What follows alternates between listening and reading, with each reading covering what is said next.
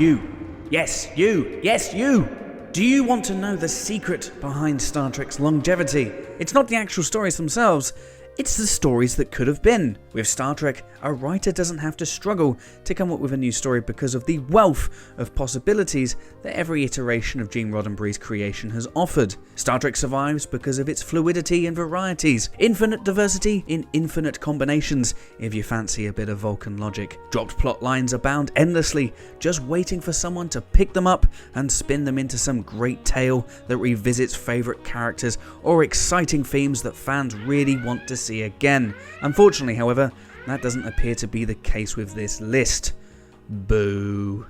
I'm Michael from Trek Culture, and these are 8 dropped Star Trek plot threads we'll never get the answer to. Number 8. An entire premise scrapped. Assignment Earth. It's well known that this episode was actually the pilot to a prospective series that never materialised. It was about an agent working on behalf of benevolent agents who were interested in steering mankind's development in the right direction, i.e. away from nuclear self-destruction. A typical 1960s Cold War mentality theme, but it held a lot of promise, and there was definitely a lot of mystique about these unknown benefactors of humanity, not to mention Gary Seven and his lovely assistant, Roberta Lincoln. The Enterprise is sent backwards in time to research the period of Earth's Cold War. An orbital launch platform armed with nuclear missiles was supposed to malfunction, and the Enterprise's mission is to uncover the reason why this never happened. As they approach 20th century Earth, they intercept a transporter beam that deposits a middle-aged human and a cat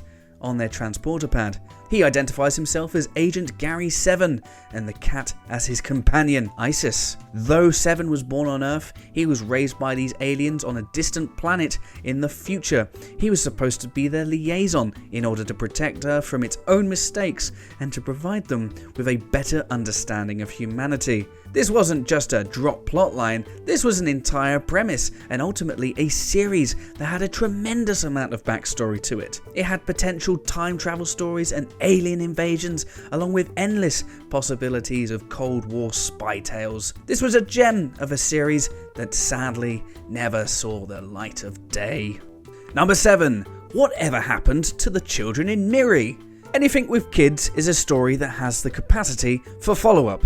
Children grow up and change into something completely different. In this episode, the crew of the Enterprise discover a very Earth-like planet populated by children in post-apocalyptic 20th century ruins. Moreover, the children live for an extended period of time. When they eventually reach their biological latter teens, they start to change into something more deadly. Miri herself is supposed to be about 300 to 400 years old, but to Kirk, she is still a shy teenage girl who has just grown old enough to fall prey to that legendary Kirk charm. Kirk's crew realize that the virus that hits the kids when they turn into adults is starting to affect them as well. They develop lesions and sores associated with the virus, which frightens the children. Still, they manage to find a cure with Dr. McCoy's talented medical abilities, and they're able to stop the virus from affecting the children, allowing them to develop and grow up as their unnaturally extended lives will allow them. But this is a dropped plotline goldmine. Imagine a planet populated with children who can potentially live for 1,000 years. They could be the equivalent of deep space explorers who never have to worry about the negative side effects of relativity. As they have no family, they have the added bonus of not leaving anyone behind. On top of all this, can you imagine the possibilities of a kid who has the benefits of virtually eternal youth, coupled with years of experience? The idea that another planet developed similarly to Earth could have also been explored, along with the obvious biological research of life prolongation. These are only a few of the possibilities that could have been put to pen, but at the very least, curiosity could have been abated by a return visit to Miri's planet. This could all start with a crack Federation team of social workers and truant officers maybe. Number 6. Baylock's future. The Corbomite maneuver. Oh, come on. Why has no one even thought about looking up and using the First Federation as an ally or potential Starfleet antagonist? The Enterprise is confronted by a strange device that emits deadly radiation as soon as it gets closer to the ship. Kirk orders it destroyed to protect the crew, and later on, a massive starship known as the Fesarius representing the First Federation, appears. Its captain, Baylock, demands to know why the Earthship destroyed the boundary marker buoy it encountered. It immobilizes the Enterprise in a powerful tractor beam, and Baylock decides that for its intrusion, the Enterprise must be destroyed. Unable to withstand the clearly superior technology of the Viserys, Kirk decides on a last-ditch gamble. He bluffs that the Enterprise carries a powerful explosive known as the Corbomite device and announces that it will be detonated as a final defense against a superior enemy. Kirk gambles that his bluff will make Baylock reconsider his decision, and it works, but it also has the advantage of allowing Kirk to break the Enterprise free of Baylock's control, allowing them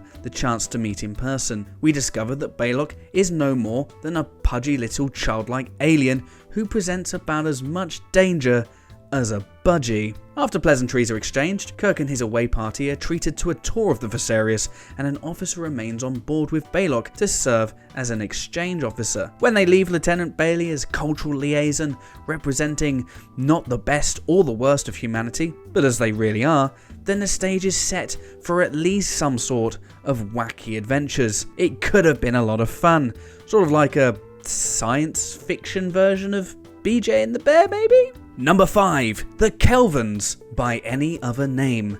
Aliens from the Andromeda galaxy known as the Kelvans capture the Enterprise and refit it with advanced technology for a 300-year-long trip back to the galaxy of their origin. The reason? After assuming human form to exist within our galaxy and to understand it better for conquest, the Kelvans need a human craft that will sustain their lives and the lives of their descendants as they continue to complete their mission. With his crew incapacitated, Kirk manages to use the Kelvans' new humanity against them by irritating them or using human emotions they are unfamiliar with. His point is to show the Kelvans that they are no longer Kelvin, but as human as the crew of the Enterprise. Kirk manages to convince them to settle on the planet they were discovered on. They agree to this, and all ends well. But given the Kelvin's superior technology and celestial navigation, don't you think this is an episode worthy of following up on? This is a plotline that demands revisiting, even if it's just to help them build shelters and other amenities of life necessary for colonization. After all, as in Space Seed, we don't see Kirk leaving the settlers with anything. In fact, this would have been a great TNG episode, with Captain Picard following up on one of the classified mission logs of the original Enterprise. Heck, they could have even been included in a cameo appearance as weapons specialists or some sort of advisory role. This is a plotline that needed further exploitation and could have certainly won nostalgia points with die-hard Trekkies. What a waste. Number 4. Whatever happened to Dr. Taylor after she was taken to the 23rd century? A somewhat silly premise of rescuing humpback whales from the 20th century because they're the only species that could communicate with an alien. Of course, we're willing to forgive all this because Spock's alive and they're travelling back in time using a captured bird of prey. Oh, and don't forget the jokes. Lots of great jokes. But whatever happened to the 20th century marine biologist they brought back to live in the 23rd century? This has always been particularly annoying. After all, there are so many ramifications to consider. The violation of causality, the prospect that Dr. Gillian Taylor now has to contend with accommodating herself to a totally new environment 300 years beyond her understanding. And not to mention that she also winds up with a position on board a science vessel primarily devoted to the study of humpback whales. Is everybody okay with this? Oh, and the fact that this is completely glossed over because, yes, that's right, NCC 1701A shows up in the next scene. If nothing, then there needs to be some sort of follow-up to Dr. Taylor's situation. It just seems like poor old Gillian was abandoned and left to fend for herself. That has to be worth a story or two in itself, surely out of pure human drama. Number 3. Why didn't we see more of the Gorn? What's not to be entertained by a giant reptilian with warp technology? In the 80s, there was a strategy game put out by a company called FASA called Starfleet Battles. The backstory of the game is pure Star Trek and suggests that the Gorn are compared very closely with the Federation in spirit, if not in physicality. The Gorn hegemony and the United Federation of Planets are close allies in this game after resolving the issues that Cestus 3. It wasn't until 2005 when Star Trek Enterprise featured a Gorn in the Mirror Universe episode In a Mirror Darkly, who gets killed by Captain Archer. Oh, appreciate now we've got Star Trek Lower Decks and we have had an entire Gorn wedding. So we've gone from having hardly any Gorn in the show's 54-year history to now having loads of Gorn in one sequence. Appreciate that they were biting chunks out of Rutherford, but more Gorn is better than no Gorn, right? But this is a race that had so much potential plot fodder in terms of possible allies for the Federation,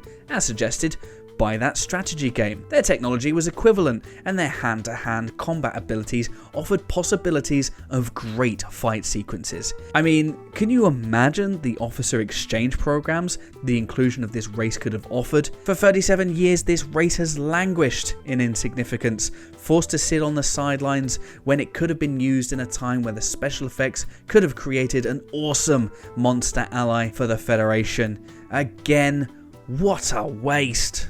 Number 2. Whatever happened to the Romulan Commander? An episode written by DC Fontana and loosely inspired by the circumstances surrounding an American naval vessel captured by North Korea in 1968. When the Enterprise enters the Romulan neutral zone, it is immediately surrounded by 3 Romulan battlecruisers. Their objective is to capture the Starfleet vessel and take it back to Romulus as a major propaganda victory. And Kirk and Spock are under secret orders to steal a Romulan cloaking device. Kirk, surgically altered by McCoy to look like a Romulan, sneaks aboard the Romulan flagship while Spock distracts the female commander with his Vulcan charms. The device is installed aboard the Enterprise, the Romulan commander is taken prisoner, and the Federation now has a cloaking device to study. Yay! But whatever happened to the Romulan commander? As a political prisoner, there would have been obvious ramifications as to her career and even her status as a citizen of the Empire. But here's a thought. How about we learn her name? It should be a crime to leave such a strong and compelling character to obscurity. She was a character whose fate we needed to know more of. And number 1, the Guardian from the city on the edge of forever. The crew of the Enterprise discovers an abandoned alien outpost that has the ability to project people backwards in time. This sentient artificial lifeform can also extend its capabilities to any point in the galaxy. It is known as the Guardian of Forever. It is one of the most compelling and remembered episodes in the original series, and one that shows the nature of Kirk and Spock's friendship. But what about the Guardian? I know there have been some non-canonical works about it, which highlights my point about fans' value on returning to favourite plotlines, but out of the succeeding television series, not one writer has fought to include the Guardian in any of its stories. It's a powerful story device. Imagine a separate corporation of Starfleet officers responsible for the time continuum. Remember the temporal Cold War from Star Trek Enterprise? Wouldn't the Guardian of Forever be a perfect base of operations for a Starfleet-sanctioned organization to defend the continuum? This was a completely wasted plot asset that could have been taken advantage of in all sorts of ways. Revisiting abandoned plotlines are incredibly successful stories, and there is no reason to expect that any of these would not sell. For example, look at the success of Star Trek II: The Wrath of Khan, arguably one of the greatest Star Trek revisits ever. Star Trek survives because fans are always hungry for a new story, but continuing stories are also great because they're already there. Like some sort of buried treasure, they're just waiting for the right prospector to come along and unearth them for the world to see in another light. And that's our list. Know of any other drop Star Trek plot threads that we need to see more of? Let us know in the comments below. Don't forget to like and share this video, and also subscribe to Trek Culture for more delightful Star Trek content coming at you. Warp speed. I'm Michael, aka the Trek Lad, and you can follow me on Twitter at TrekLad.